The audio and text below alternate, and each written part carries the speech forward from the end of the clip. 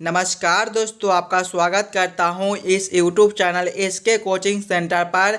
दोस्तों, आज हम लोग रीजनिंग के एक और नए पार्ट को देखने वाले हैं। ये आपका रीजनिंग का पार्ट नंबर 138 होने वाला है। अगर आप लोग इससे पहले वाले पार्ट नहीं देखे होंगे तो ज़रूर जाकर देख लीजिएगा। इस पार्ट के अंदर आज हम लोग रीजनिंग के 15 अलग अलग प्रकार के इम्पोर्टेंट प्रश्न को देखने वाले हैं, जो कि आपको आने वाले आगामी सभी परीक्षाओं के लिए काफ़ी महत्वपूर्ण होने वाला है। तो सभी प्रश्न को पहले आप लोग खुद से ज़रूर सॉल्व करने की कोशिश कीजिएगा और आप लोग हमारे साथ अंत तक ज़रूर बने रहिएगा। सभी प्रश्न को हम लोग एकदम शॉर्ट ट्रिक के साथ सॉल्व करेंगे। तो चलिए हम लोग 1 नंबर क्वेश्चन की ओर चलते हैं। रहा क्वेश्चन नंबर 1। क्वेश्चन नंबर 1 आपको कर रहा है, नीचे दिए गए प्रश्न में संबंधित संख्या को चुनिए। यहाँ पर आपको संबंधित संख्या चुनने के लिए बोला जा रहा है। प्रश्न आपको कर रहा है जिस प्रकार से 12 का संबंध 144 के साथ है, उसी प्रकार से आप लोगों से पूछ रहा है। यहाँ पर 2 क्वेश्चन मार्क है। ये दोनों क्वेश्चन मार्क पे कौन से संख्या भरे जाएंगे। सबसे पहले आप लोग ये समझने की कोशिश कीजिएगा, ये आपका 12 से 144 किस प्रकार से लिख रहा है। हम लोग 12 को क्या करेंगे ताकि हमारा 144 बन जाए। इसी प्रकार के हम लोग संबंधित ऑप्शन को देखेंगे। ध्यान से देखिएगा तो 12 का स्क्वायर जो है आपका 12 का स्क्वायर जो है ये आपका 144 होता है। इसी प्रकार के संबंधित ऑप्शन को देखेंगे तो ऑप्शन नंबर ए में देखिएगा 20 से आपका 400 लिखा हुआ है। 20 का जो स्क्वायर है वो आपका 400 होता है, यानी कि इस वाले क्वेश्चन मार्क पे आपका 20 और इस वाले क्वेश्चन मार्क पे आपका 400 भरा जाएगा। जिस प्रकार से 12 का स्क्वायर 144 है, उसी प्रकार से 20 का स्क्वायर 400 होता है। क्वेश्चन नंबर 1 का आपका ऑप्शन नंबर ए जो है वो सही उत्तर हो जाएगा। चलिए अगले प्रश्न की ओर हम लोग चलेंगे, क्वेश्चन नंबर 2 की ओर। ये रहा क्वेश्चन नंबर 2। क्वेश्चन नंबर 2 आपको कह रहा है, नीचे दिए गए प्रश्न में लुप्त संख्या ज्ञात करें। इस बार आपको मिसिंग नंबर से रिलेटेड प्रश्न दिया गया है। यहाँ पर क्वेश्चन मार्क है। इस वाले क्वेश्चन मार्क पे कौन सी संख्या भरी जाएगी ये आप लोगों से पूछ रहा है।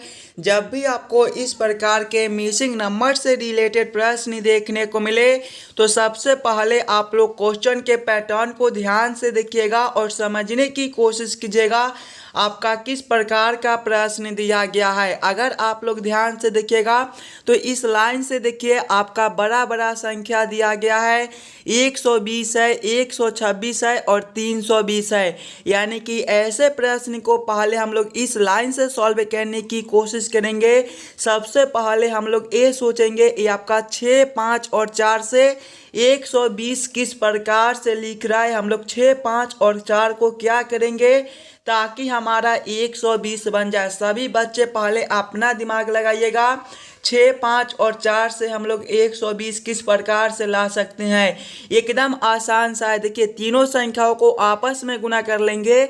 6 गुना 5 आपका 30 होता है। 30 गुना 5 जो है ये आपका 120 होता है। 120 आपका यहाँ पर लिखा हुआ है। उसी प्रकार से आगे देखिएगा तो आपका 7 गुना 6 करेंगे तो 42 और 42 गुना 3 जो है ये आपका 126 होता है। 126 आपका यहाँ पर लिखा हुआ है। वही सेम अगर हम लोग आगे करेंगे तो यहाँ पर आपका 2 संख्या दिया गया है। सबसे पहले ये दोनों संख्याओं को हम लोग आपस में गुना कर लेंगे। 8 गुना 5 करेंगे तो ये आपका 40 हो जाएगा और यहाँ पर देखिएगा 320 दिया गया है। यानी कि हम लोग 40 में कौन से संख्या से गुना करेंगे ताकि हमारा 320 बन जाए। 40 गुना जब हम लोग 8 करेंगे तो आपका 320 हो जाएगा। यानी कि इस वाले क्वेश्चन मार्क पे आपका 8 भरा जाएगा। 8 आपका ऑप्शन नंबर बी में दिया गया है, जो कि आपके सही उत्तर हो जाएंगे। इस वाले क्वेश्चन मार्क पे आपका 8 भरा जाएगा। क्लियर है। चलिए अगले प्रश्न की ओर हम लोग चलेंगे, क्वेश्चन नंबर 3 की ओर। Question number 3। क्वेश्चन नंबर 3 आपको कह रहा है, नीचे दिए गए श्रृंखला को पूरा करें।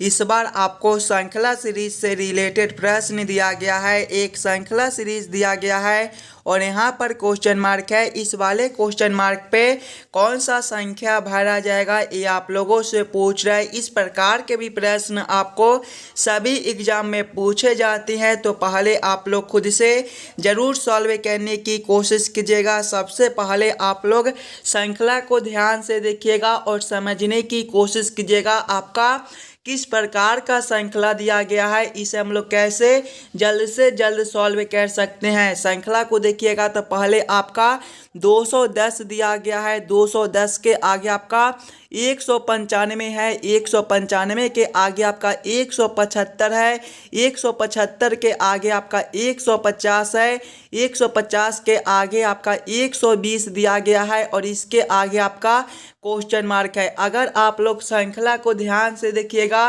तो ये जो श्रृंखला है ये आपके नीचे की ओर घट रहा है। जब भी हमें इस प्रकार के श्रृंखला देखने को मिले तो सबसे पहले हम लोग अंतर को देखेंगे। ये आपका 210 से 195 किस प्रकार से लिख रहा है। अगर हम लोग 210 माइनस करेंगे 15 तो ये आपका 195 हो जाएगा। उसी प्रकार से आगे देखेंगे तो 195 से 175 है, यहाँ पर आपका -20 है। आगे देखिएगा 175 से आपका 150 दिया गया है, यहाँ पर आपका -25 है। इससे आगे देखिएगा तो 150 से आपका 120 दिया गया है, यहाँ पर आपका -30 है और आगे आपका क्वेश्चन मार्क है।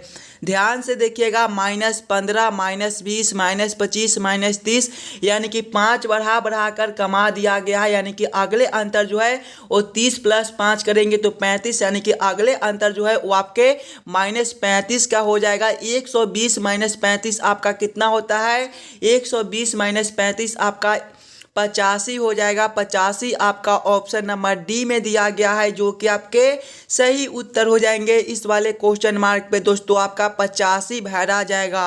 सभी प्रश्न काफ़ी महत्वपूर्ण प्रश्न है, तो पहले आप लोग खुद से ज़रूर सॉल्व करने की कोशिश कीजिएगा और आप लोग हमारे साथ अंत तक ज़रूर बने रहिएगा। चलिए अगले प्रश्न की ओर हम लोग चलेंगे, क्वेश्चन नंबर 4 की ओर।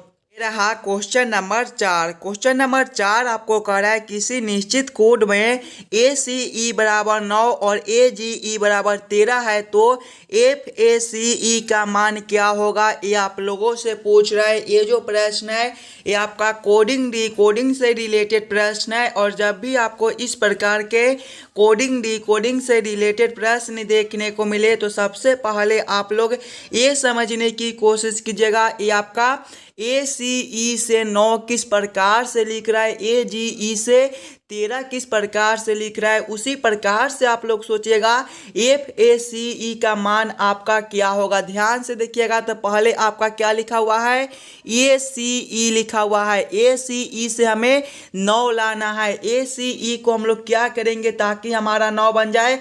अगर हम लोग सबसे पहले सभी अक्षर को ABCD के क्रमानुसार लिखेंगे तो ये जो है ये आपके ABCD में पहला नंबर पर होता है, C जो है ये आपके तीसरे पर होता है और E जो है ये आपके 5वें पर होता है। सभी को आपस में जोड़कर देखेंगे तो 1 + 3 आपका 4 होता है, 4 + 5 जो है ये आपका 9 होता है। देखिए 9 आपका यहाँ पर लिखा हुआ है। उसी प्रकार से अगर हम लोग आगे करेंगे तो आपका AGE दिया गया है। देखिएगा AGE दिया गया है, इसके भी सभी अक्षर के ABCD के क्रमानुसार लिखकर आपस में जोड़ लेंगे। A आपके पहले नंबर पर होता है, G जो है ये आपके 7वें पर होता है और E जो है ये आपके 5वें पर होता है। सभी को आपस में जोड़ेंगे। 1 + 7 आपका 8 और 8 + 5 आपका 13 होता है। देखिए 13 आपका यहाँ पर लिखा हुआ है, यानी कि इस वाले प्रश्न को हम लोग इसी प्रकार से सॉल्व कर सकते हैं। तो वही सेम हम लोग फेस के साथ करेंगे।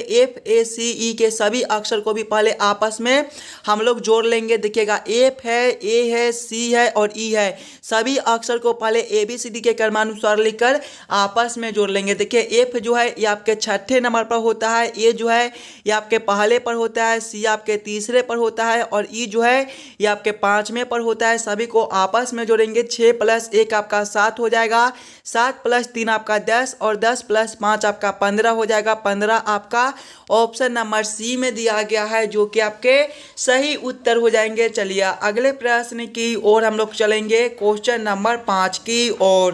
हाँ, क्वेश्चन नंबर 5। क्वेश्चन नंबर 5 आपको कह रहा है दिए गए चित्र में त्रिभुजों की कुल संख्या है। इस वाले आकृति में टोटल कितना ट्रायंगल त्रिभुज बनता है, ये आप लोगों से पूछ रहा है। सबसे पहले आप लोग वीडियो को रोककर खुद से ज़रूर काउंटिंग करने की कोशिश कीजिएगा।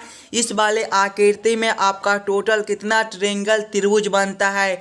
सबसे पहले आप लोग छोटे छोटे आकृति को काउंट कर लीजिएगा। तो इसमें सबसे छोटा त्रिभुज जो है वो आपका ए हो जाएगा एक, दूसरा को देखिएगा तो आपका ए हो जाएगा, तीसरा जो है ये आपका ए हो जाएगा और चौथा आपका ए बन जाएगा। पांचवें को देखिएगा तो पांचवा जो है मेरे भाई ये आपके यहाँ से लेकर यहाँ तक एक हो जाएगा, ये जो है ये आपका पांचवा हो जाएगा। छठे को देखिएगा तो आपका ए हो जाएगा, सातवां आपका ए हो जाएगा, आठवां आपका ए हो जाएगा और नौवां जो है ये आपके यहाँ से लेकर यहाँ तक एक हो जाएगा, ये जो है ये आपके नौवें हो जाएगा। दसवें को देखिएगा तो आपका ए हो जाएगा, ग्यारहवां आपका ए हो जाएगा, बारहवां आपका ए हो जाएगा और तेरहवां जो है वो सबसे बड़े वाले यानी कि यहाँ से लेकर यहाँ तक भी आपका एक त्रिभुज बनता है, ये जो है ये आपके 13वें हो जाएंगे। यानी कि इस वाले आकृति में आपका टोटल 13 ट्रायंगल त्रिभुज बनता है। 13 आपका ऑप्शन नंबर सी में दिया गया है जो कि आपके सही उत्तर हो जाएंगे। चलिए अगले प्रश्न की ओर हम लोग चलेंगे,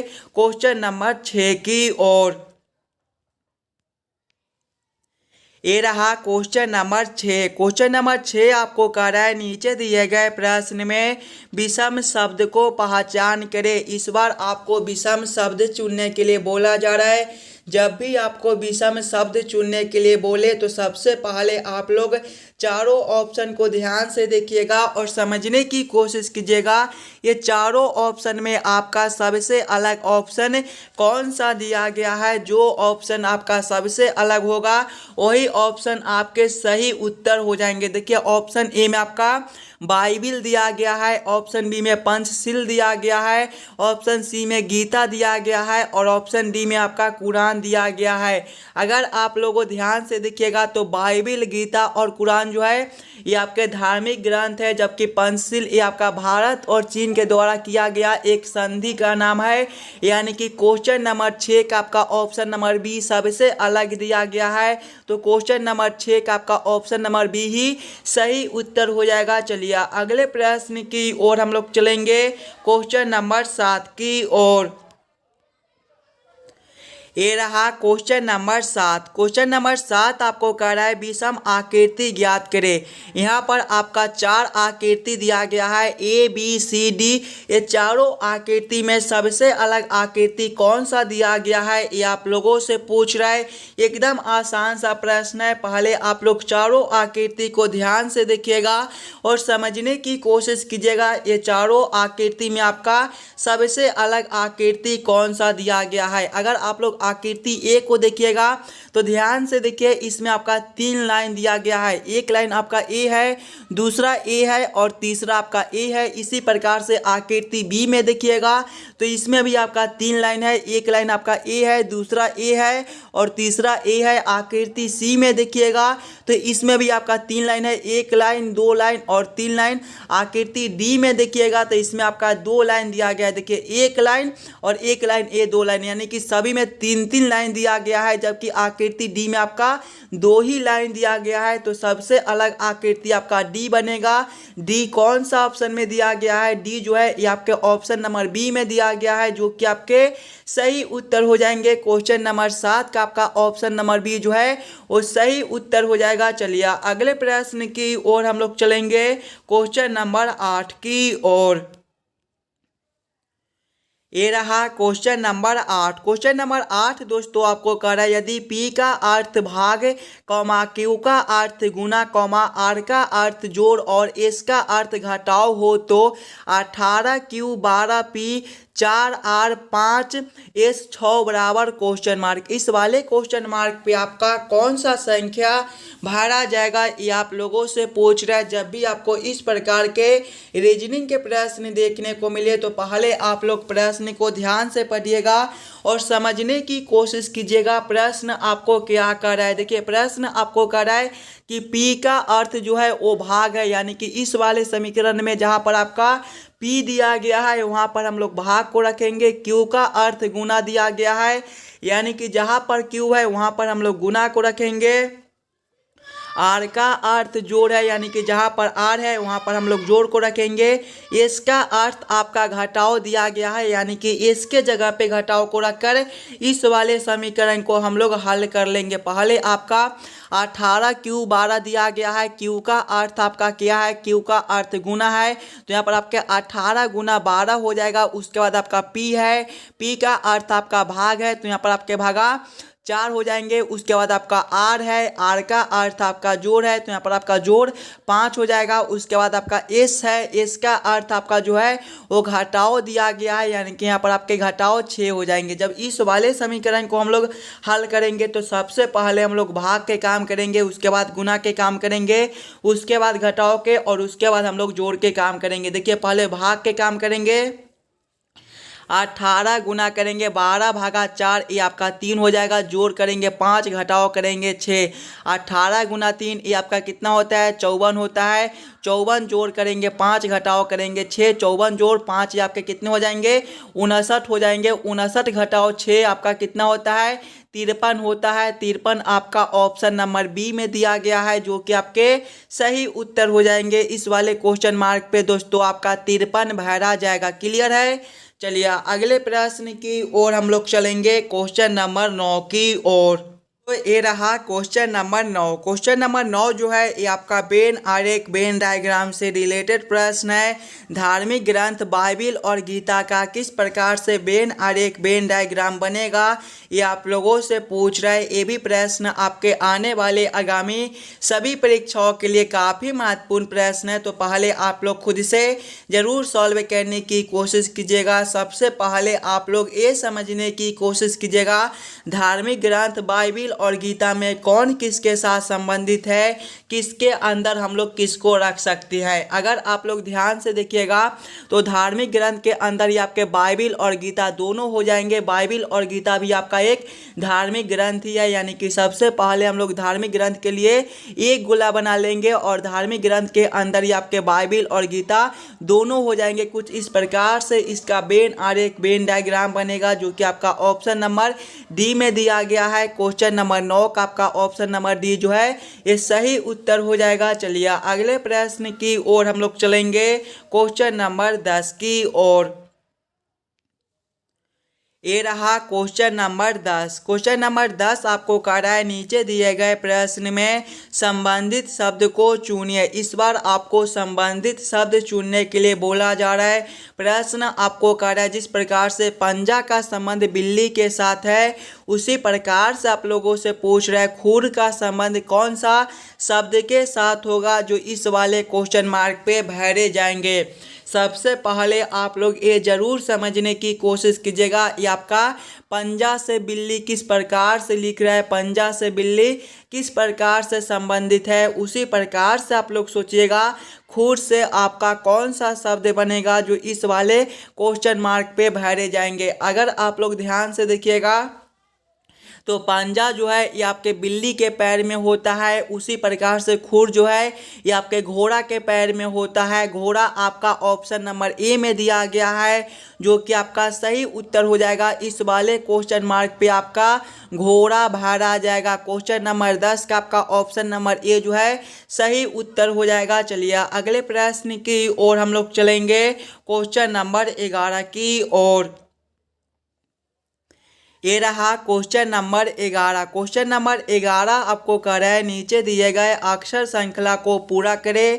इस बार आपको अक्षर श्रृंखला से रिलेटेड प्रश्न दिया गया है।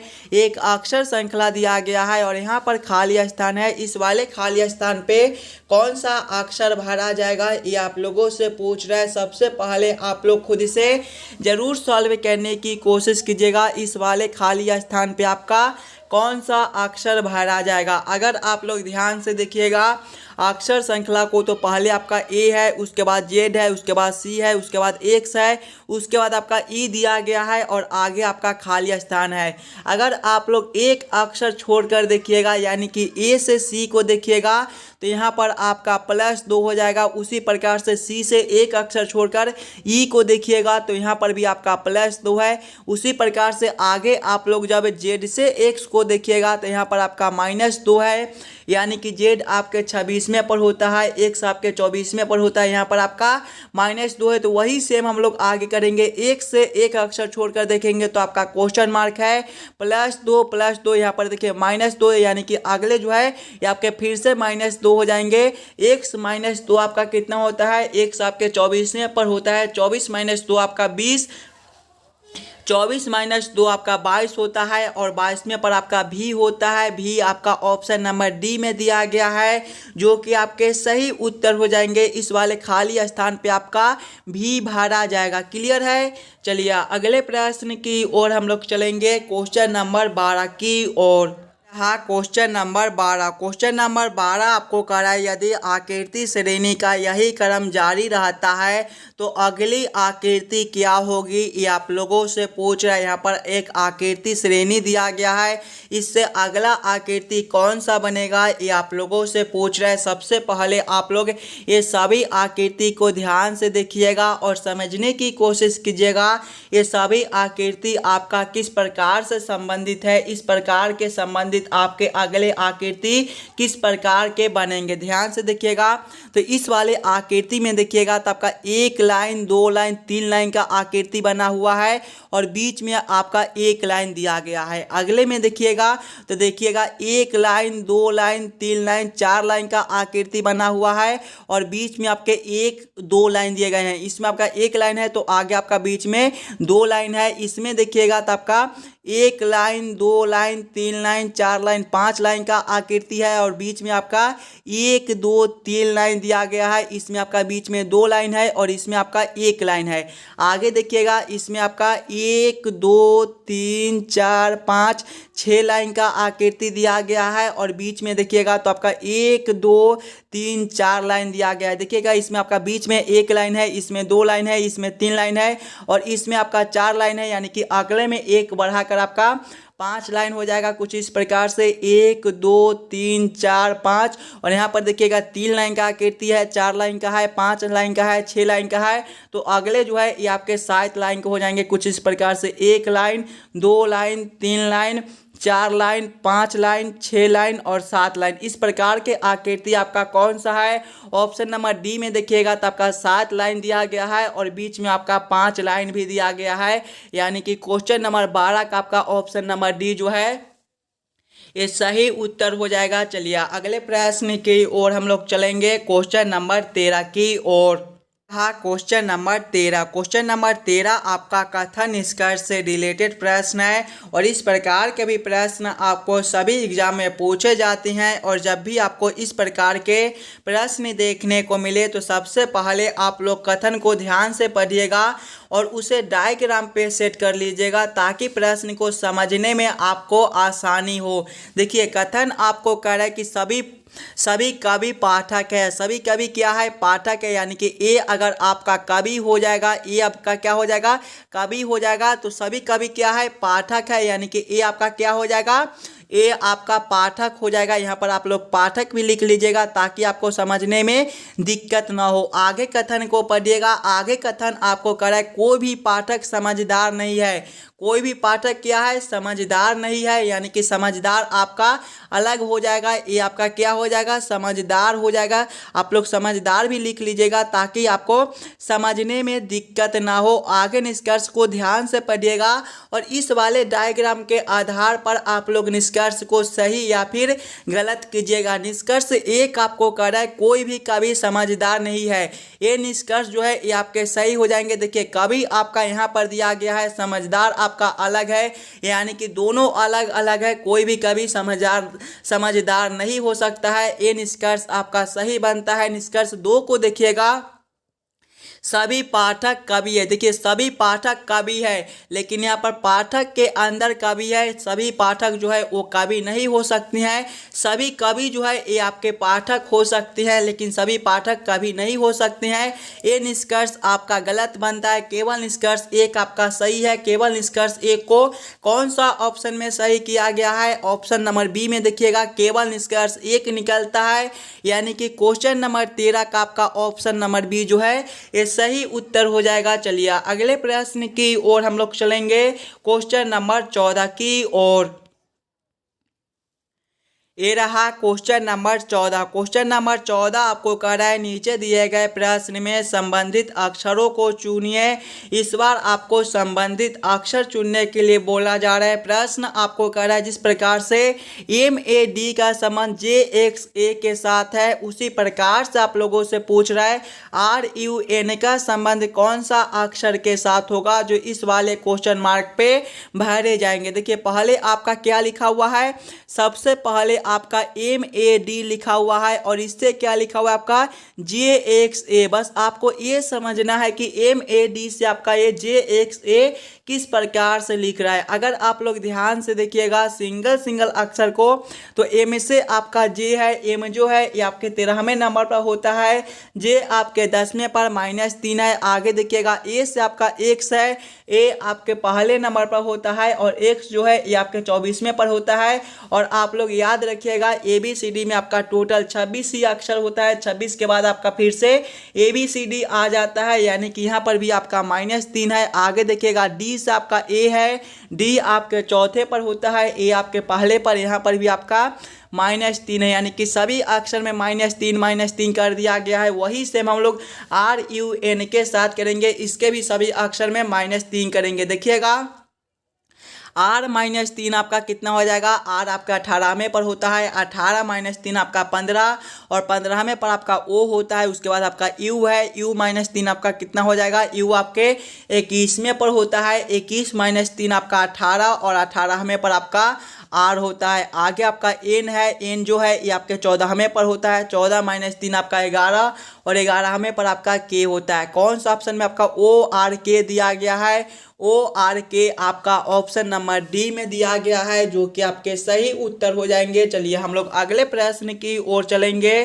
क्वेश्चन नंबर 15 की ओर। दोस्तों ये रहा क्वेश्चन नंबर 15। ये जो प्रश्न है ये आपके होमवर्क के तौर पे छोड़े जाते हैं, ब्लड रिलेशन से प्रश्न है, एकदम आसान सा प्रश्न है। थोड़ा सा दिमाग लगाइएगा तो इस वाले प्रश्न को आप लोग आसानी के साथ सॉल्व कर पाइएगा। अगर आप लोगों से सॉल्व ना हो तो हमें कमेंट करके बतला दीजिएगा। इस वाले प्रश्न को हम लोग फिर से अगले पार्ट में देख लेंगे और आप लोग एक बार ये भी कमेंट करके बतला दीजिएगा कि आज के 15 प्रश्न में से आप लोग कितने प्रश्न को सॉल्व किए हो। अगर आपको किसी भी प्रश्न में कहीं पर भी कोई दिक्कत हो तो ज़रूर कमेंट कीजिएगा। चलिए हम लोग मिलते हैं आपसे अगले वीडियो में। और जितने बच्चे इस वाले यूट्यूब चैनल पर नए हो, चैनल को सब्सक्राइब और वीडियो को लाइक ज़रूर करके जाइएगा और अपने दोस्तों के साथ भी शेयर कीजिएगा ताकि और बच्चे तक पहुँच सके। चलिए हम लोग मिलते हैं आपसे अगले वीडियो।